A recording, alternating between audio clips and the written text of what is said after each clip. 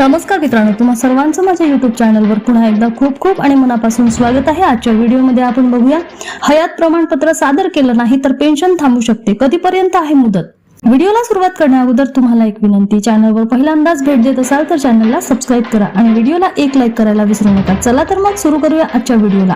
राज्यातील लाखो वृद्ध, निराधार आणि दिव्यांग लाभार्थ्यांसाठी ही महत्त्वाची बातमी आहे। इंदिरा गांधी राष्ट्रीय वृद्धापकाळ निवृत्ती वेतन योजना, संजय गांधी निराधार अनुदान योजना आणि श्रावण बाळ सेवा राज्य निवृत्ती वेतन योजनेचा लाभ घेणाऱ्यांनी 30 जून पूर्वी हयात प्रमाणपत्र सादर करणे आवश्यक आहे। ही प्रक्रिया पूर्ण न केल्यास जुलै 2026 पासून पेन्शन किंवा अनुदान मिळण्यात अडचणी येऊ शकतात।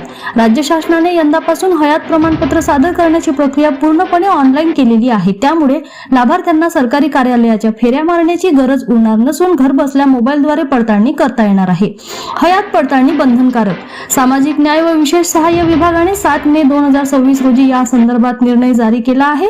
त्यानुसार संबंधित योजनांमधील सर्व लाभार्थ्यांनी शासनाच्या बेनिफिशियरी सत्यापन ॲपच्या माध्यमातून हयात पडताळणी करणे आवश्यक आहे।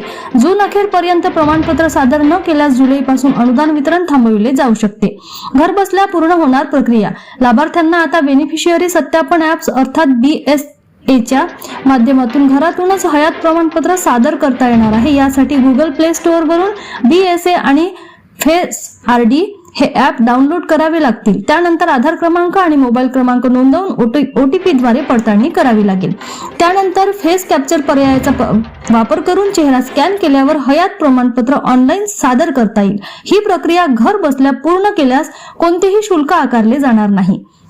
स्मार्टफोन नसल्यास काय? ज्यांच्याकडे स्मार्टफोन नाही किंवा ॲप वापरणे शक्य नाही अशा लाभार्थ्यांसाठी ही पर्यायी व्यवस्था करण्यात आलेली आहे।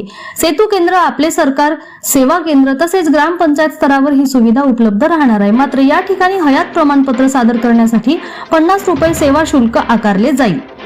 30 जून पूर्वी प्रक्रिया पूर्ण करा। हयात प्रमाणपत्र सादर करण्यासाठी 1 एप्रिल ते 30 जून हा कालावधी निश्चित करण्यात आला आहे। त्यामुळे अद्याप पडताळणी न केलेल्या लाभार्थ्यांनी तातडीने प्रक्रिया पूर्ण करावी असे आवाहन प्रशासनाकडून करण्यात आलेले आहे। मोबाईल सुविधा उपलब्ध नसलेल्या नागरिकांनी जवळच्या महा ई सेवा किंवा सेतू केंद्राची मदत घ्यावी असेही सांगण्यात येत आहे। पुन्हा भेटू एका नवीन अपडेटसह नवीन व्हिडिओमध्ये। तोपर्यंत धन्यवाद।